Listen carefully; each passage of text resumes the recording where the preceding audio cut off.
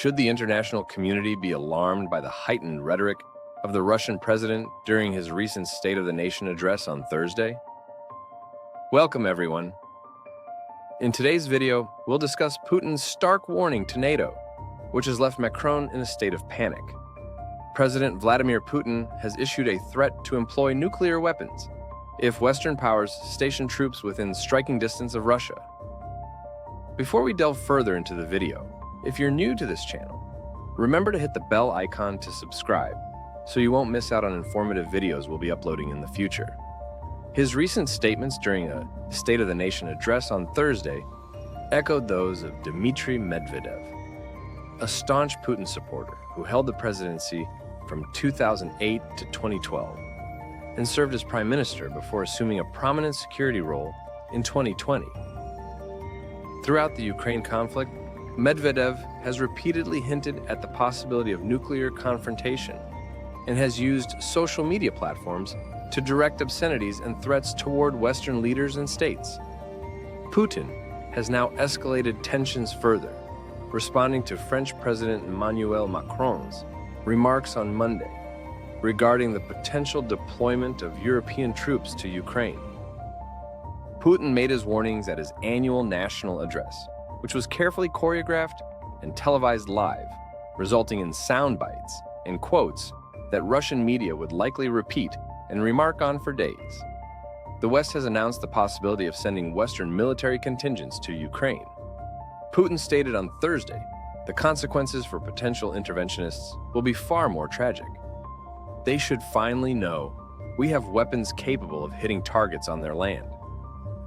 Everything the West comes up with raises the genuine threat of a battle involving the use of nuclear weapons, and thus the downfall of civilization, he stated. Moscow boasts the world's largest nuclear arsenal, which includes a new generation of hypersonic missiles and several times more tactical nuclear warheads than the entire Western world. Now it is Putin who clearly draws a red line about using the nukes, Kush said, adding that Macron had pressed Putin on when Moscow would be prepared to launch the nukes. Nothing new. Boris Bondarev, a senior Russian diplomat who abandoned his position to oppose Moscow's full-scale invasion of Ukraine, saw nothing new in Putin's ominous speech.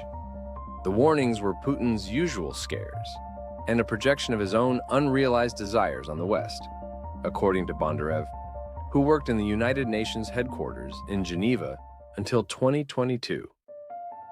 This was not the first time Moscow had shown its teeth in a fight with the US and Europe. Nikita Khrushchev, the Soviet leader, beat his shoe on the stage at the United Nations headquarters in New York in 1960, raving about American imperialism and promised further interventions. 2 years later, Khrushchev instigated the Caribbean Missile Crisis, which almost resulted in a nuclear holocaust.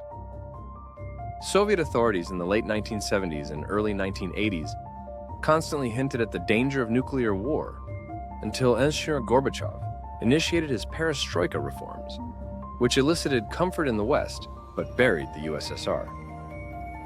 During the Ukraine conflict, the Kremlin unilaterally terminated nuclear weapons limitation accords with Washington, sparking fears of a new arms race. This is not a bluff, Putin stated in 2022, announcing the potential of a nuclear strike. Putin's regime has never used the threat of nuclear war to scare the West into not providing military aid to Ukraine, Alisher Ilkov, chairman of Central Asia Due Diligence, a research tank in London, told Al Jazeera. In the past, the scare was usually voiced over by Medvedev and all sorts of propagandists. Now it's Putin's turn to announce them, he told reporters. And it wasn't Macron's assumption that irritated Putin, but rather Ukraine's success in attacking airfields, fuel depots, warships, and combat planes deep within Russia and Russia-occupied territories, according to Ilkov. So far, the West has been able to raise the stakes by giving Ukraine increasingly effective weapons while ignoring the Kremlin's warnings, he added. And Putin will avoid a frontal confrontation with NATO, because Russia's military-industrial might is too depleted to support an all-out war, he claims. The power of sides are too unequal, Ilkov explained. Putin has nothing to rely on in his fight with the West. He understands that extremely well and will not go beyond the scares. The widow of Russia's most outspoken opposition leader provided valuable insight into how Putin issues threats and follows through on them. You aren't dealing with a politician, but with a bloody monster.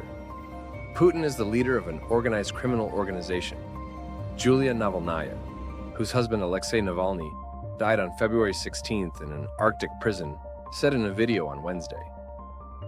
It is difficult to injure Putin with yet another resolution or set of penalties that are identical to the ones that came before. You can't win him over by assuming he has principles, morals, and rules, she remarked. During his speech, Putin appeared to deny his own role in the war, which is now in its third year. I noticed during Putin's speech that he said Russia did not start the war.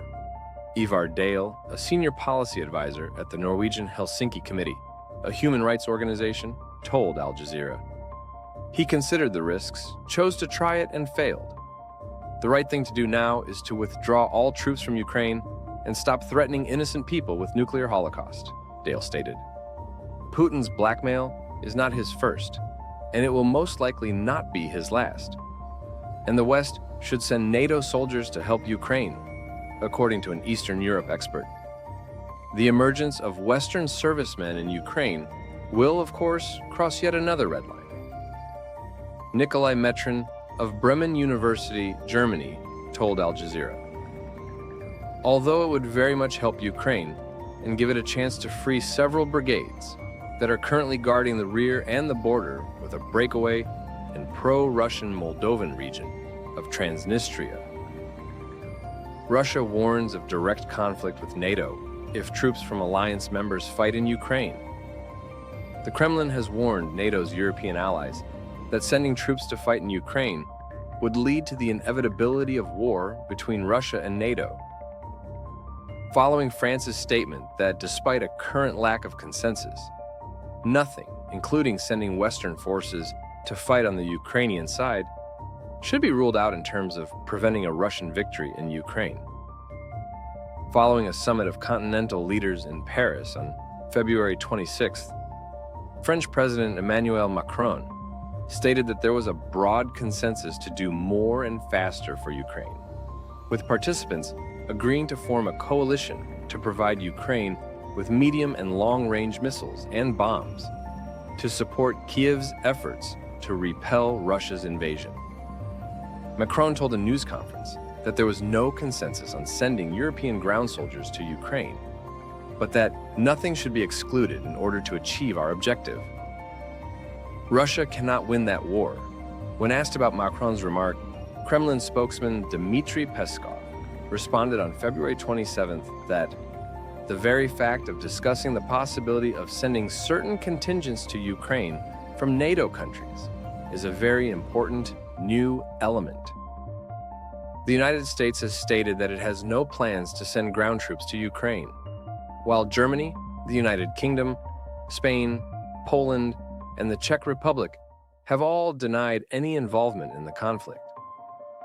German Chancellor Olaf Scholz, who attended the Paris meeting, told journalists that the Allies have decided that there will be no soldiers on Ukrainian soil sent there by European or NATO states. In Prague, Prime Minister Peter Fiala and his visiting Polish counterpart, Donald Tusk, denied that their governments were considering such a move.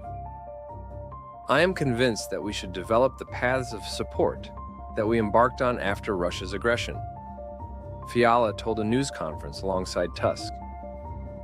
I believe we don't need to open some other methods or ways, he went on to say.